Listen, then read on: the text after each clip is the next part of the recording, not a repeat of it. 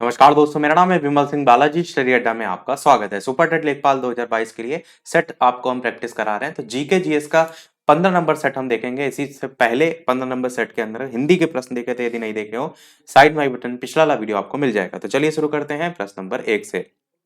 सबसे पहला प्रश्न है कि कोई उपयोगी वस्तु है, उसका मूल्य यदि आप कहें कि यदि मुद्रा जो है में अभिव्यक्त किया जाता है तो उसको हम क्या नाम जो है वो देंगे, तो वो क्या कहलाता है? लागत, कीमत या फिर लाभ या फिर हानि? बताइए इन चारों में से कौन सा जो है वो सही होगा। किसी उपयोगी वस्तु की अगर बात की जाए उसके संदर्भ में जो यहाँ पर पूछा गया है।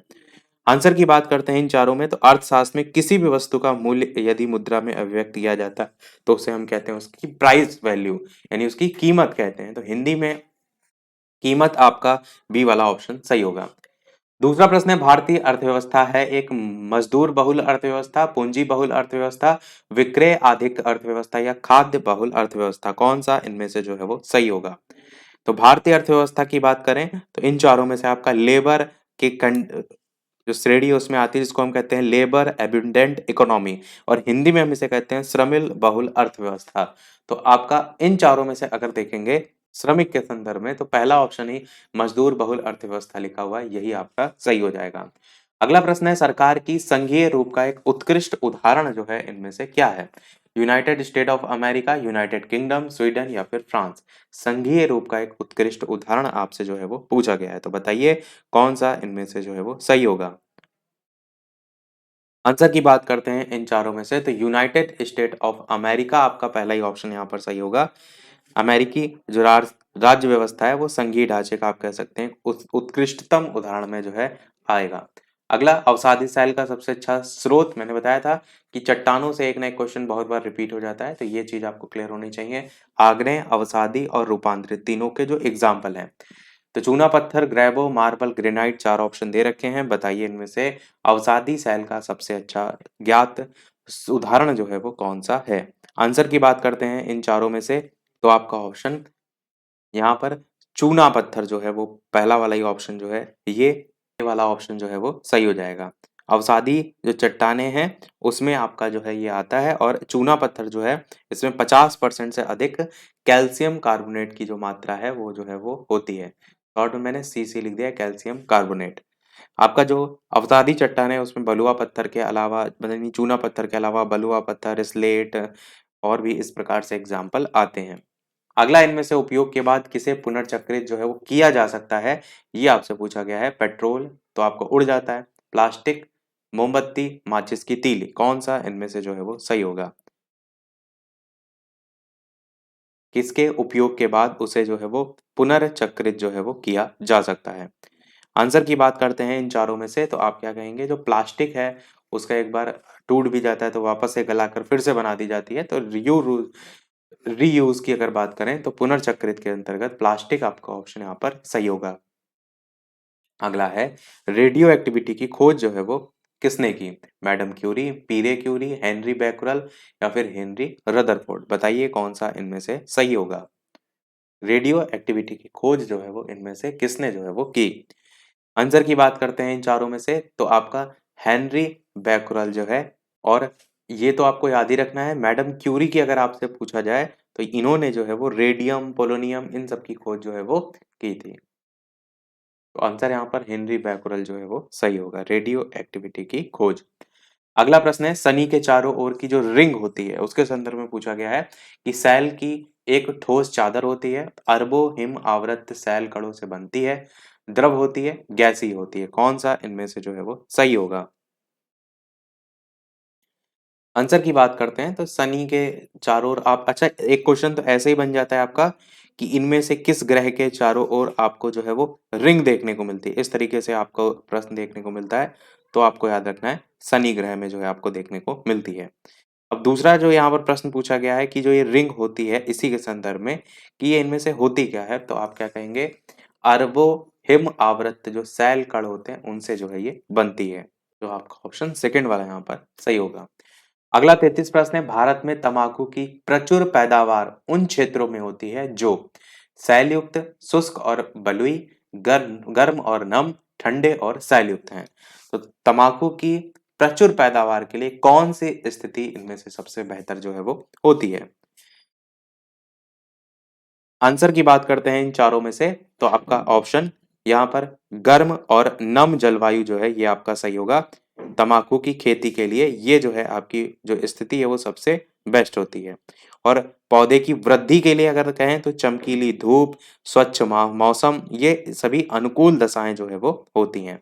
वर्षा के संदर्भ में कहें तो 125 सेंटीमीटर से अधिक जो है वाले जो क्षेत्र होते हैं उसमें जो तम्बाकू की खेती जो है वो संभव नहीं होती है। तो वर्षा का भी एक जो क्षेत्र है आप कह सकते हैं वो ज़रूरी होता है, वो भी एक लिमिट में।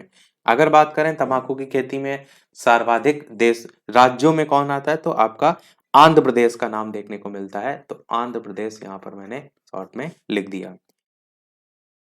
अगला देखते हैं।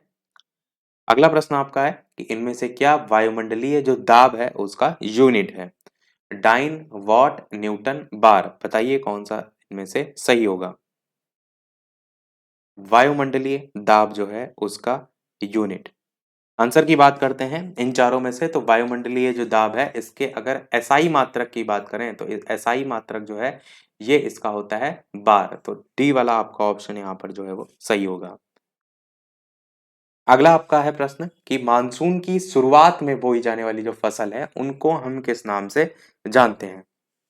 इनके जो है एग्जाम्पल से क्वेश्चन पूछ लिए जाते हैं। तो रबी की फसल, खरीफ की फसल, नकदी फसल, ये आपको एग्जाम्पल पता होना चाहिए। एग्जाम्पल से ज्यादातर क्वेश्चन जो है वो पूछे जाते हैं। तो बताइए कौन सा इनमें से जो है वो सही होगा? आंसर की बात करते हैं तो आपका ऑप्शन यहाँ पर खरीफ की फसल जो है वो सही होगा। जो रबी की फसल होती है ये आपकी जो है वो सर्दियों में बोई जाती हैं और भारत में वसंत ऋतु में काटी जाती हैं। जैसे आपका गेहूं हो गया, जौ हो गया, चना हो गया, मटर हो गया, सरसों हो गया, अलसी हो गया। जो खरीफ की फसलें होती हैं, जो कि यहाँ पर आंसर है आपका बी वाला, ये मानसूनी फसलें या शरद ऋतु की जो फसलें हैं वो घरेलू पौधे के रूप में जानी जाती हैं, जिनकी खेती में कौन कौन से एग्जाम्पल आते हैं, जैसे चावल हो गया, मक्का हो गया, कपास हो गया। तो ये सब आपके खरीफ की फसलों में आती हैं। और एक आपकी जायद की फसलें होती हैं। जो जायद की फसलें होती हैं उनकी अगर बात करें तो ये ग्रीष्म ऋतु की फसलें होती हैं। मुख्य रूप से मार्च से जून तक जो इस समय का समय आपका आने वाला है लगभग, वैसे अभी फरवरी माह चल रहा है, स्टार्टिंग आपका हो गया है इन जायद फसलों की। तो इनमें जितने भी आप पानी वाली फसलें देखते हैं ना, जैसे जिसमें तरबूज में पानी होता है, ककड़ी हो गया आपका, और खीरा हो गया, इस तरीके की सारी चीजें जायद में आती हैं। अगला है, इनमें से क्या स्टेनलेस स्टील का संघटक जो है वो नहीं है? आपको बताना है एल्यूमिनियम, क्रोमियम, आयरन, निकल, कौन सा इनमें से सही होगा? ऑप्शन एबीसीडी की में से आंसर की बात करते हैं तो आपका ऑप्शन यहाँ पर एल्यूमिनियम जो है वो सही हो जाएगा। स्टेनलेस स्टील का संघटक इनमें से कौन सा नहीं है? तो इसमें से एल्यूमिनियम जो है वो नहीं है। अगला प्रश्न देखते हैं आपका कि वातावरण की अगर बात करें तो वातावरण में होते हैं, आपको पूछा गया है, अजैव तत्व, जीवीय तत्व, ऑक्सीजन और नाइट्रोजन, या अजैव और जीवीय तत्व, बताइए कौन सा इनमें से सही होगा? साथ ही साथ वीडियो लाइक सभी लोग अवश्य जो है वो करते रहिएगा। जो ये प्रश्न हम देख रहे हैं ये दोपहर के 3 बजे वाली टाइमिंग में देख रहे हैं, और टॉपिक वाइज सुपर टेट के लिए जो प्रश्न देख रहे हैं वो हम प्रश्न शाम के 8 बजे वाली लाइव टाइमिंग में देख रहे हैं। तो आंसर की बात करते हैं तो वातावरण आपके जैव, अजैव और जीवीय दोनों ही टाइप में आ जाते हैं। तो डी वाले ऑप्शन के साथ हम जाएंगे। अगला है, कुल राष्ट्रीय आयु को कुल जनसंख्या से विभाजित करने को अर्थशास्त्र में निम्नलिखित में से क्या कहा जाता है? सांविधिक द्रव्यता अनुपात, मुद्रास्फीति, राष्ट्रीय आय, प्रति व्यक्ति आय, बताइए इनमें से कौन सा जो है आपका सही होगा? आंसर की बात करते हैं इन चारों में से तो आपका ऑप्शन यहाँ पर प्रति व्यक्ति आय जो है वो सही होगा। इसे हम प्रति व्यक्ति आय के नाम से जो है वो जानते हैं। और प्रति व्यक्ति आय की जो गणना है वो कुल राष्ट्रीय आय को कुल जनसंख्या से विभाजित करके जो है वो ज्ञात की जाती है। अगला है, निम्नांकित जो देश हैं और उनकी राजधानी है उनके युग्मों में से कौन सा युग्म जो है आपसे पूछा गया है सही नहीं है? यानी गलत छांटना है आपको। Bangladesh Dhaka, Afghanistan Kabul, Canada Ottawa, Italy Milan, कौन सा इनमें से जो है वो गलत है? तो यहाँ पर जो इटली है इसके साथ मिलान लिखा है, इटली की राजधानी रोम होती है। तो ये आपका यहाँ पर जो है वो सही नहीं है। यही आपसे पूछा गया था प्रश्न में, तो बस यही आपका सही होगा। अगला है भूकंप की तीव्रता मापने के लिए इनमें से किस उपकरण का यूज किया जाता है? Seismograph, periscope, manometer, galvanometer. बताइए कौन सा इनमें से जो है वो सही होगा। आंसर की बात करते हैं इन चारों में से, तो आप सभी जानते हैं सिस्मोग्राफ, यहाँ जा लिखा है आदि बस सा रहती है, तो सिस्मोग्राफ आपका ऑप्शन यहाँ पर सही होगा। भूकंप की तीव्रता के नापने की अगर बात करें, और रिएक्टर स्केल पर जो है उसकी तीव्रता को मापा जाता है। अगला, युआंग चांग किसके शासनकाल में भारत आया था? धर्मपाल, हर्षवर्धन, समुद्रगुप्त, चंद्रगुप्त द्वितीय। बताइए कौन सा इनमें से जो है वो सही होगा। आंसर की बात करते हैं इन चारों में से, तो आपका हर्षवर्धन जो है आपका सही होगा। और अधिकतर जो ह्वेन-सांग है उसका नाम पूछा जाता है, तो ये तो आपको हर हाल में रटा होना चाहिए। ह्वेन-सांग जो है ये चीनी यात्री था, जो कि आपका किसके शासनकाल में आया था? तो हर्षवर्धन के शासनकाल में जो है वो आया था। ह्वेन-सांग जो है यहाँ जो गौतम बुद्ध की जो शिक्षाएँ हैं, उनका अध्ययन करने के लिए जो है वो आया था। उसने नालंदा जो विश्वविद्यालय था, उसमें पहले छात्र और फिर शिक्षक के रूप में भी जो है वो कार्य किया था। अगला है, आपको एक तरफ शास्त्रीय नृत्य शैली दे रखी है और एक तरफ उनसे संबंधित राज्य दे रखे हैं, और आपको मिलान करना है, बताना है कौन-सा किससे सही होगा। भरतनाट्यम, कथकली, कुचिपुड़ी, और इधर उड़ीसा, तमिलनाडु, मणिपुर, सीमांध्र, केरल इस प्रकार से दे रखे हैं। तो कुचिपुड़ी मैंने काफ़ी बार कुचिपुड़ी बताया है कि अंधे हो कुचिपुड़ी खा जाते हैं, तो ऐसे आंध्र प्रदेश को जोड़ सकते हैं।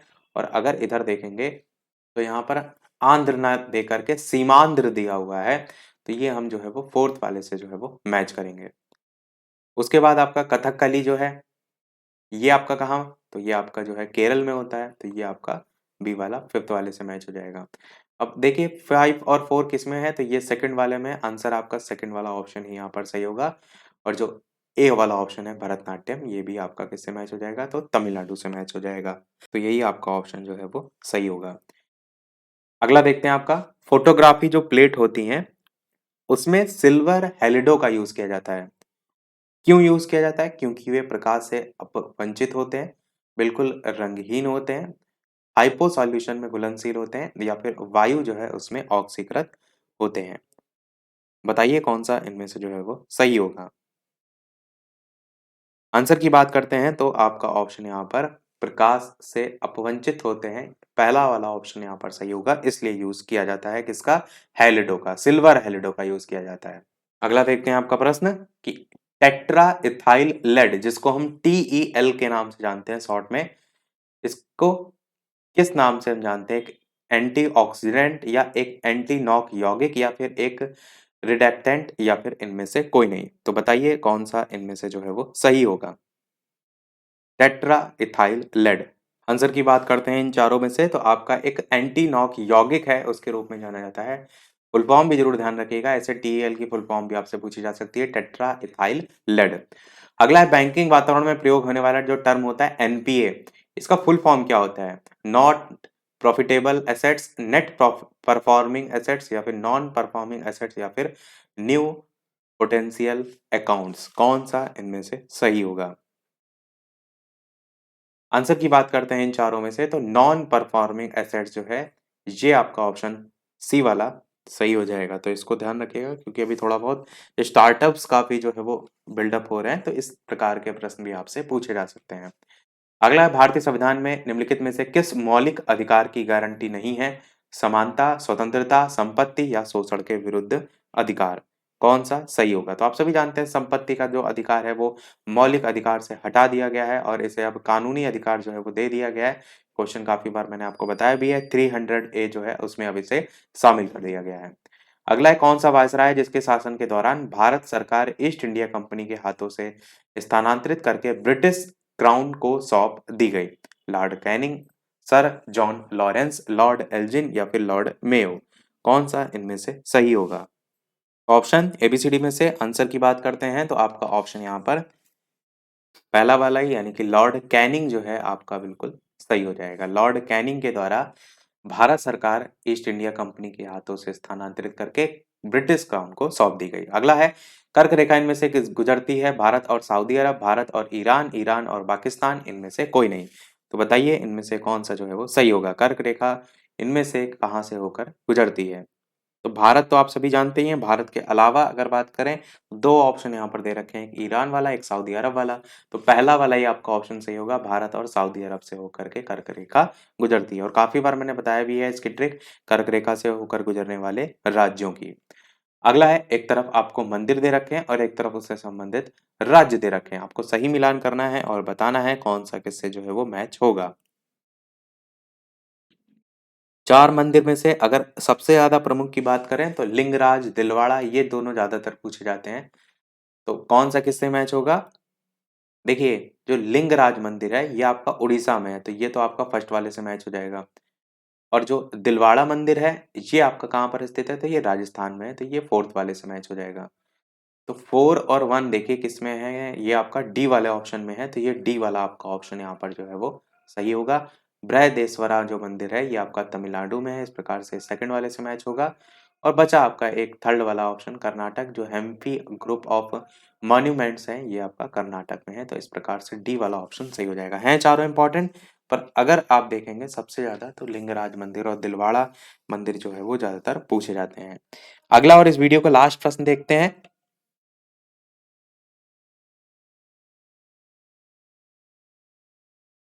ये हमारा लास्ट ही प्रश्न है और इसके बाद एक वाला जो प्रश्न है वो हम जो है वो आपसे पूछेंगे। करंट अफेयर इसमें हमने शामिल जो है वो नहीं की है।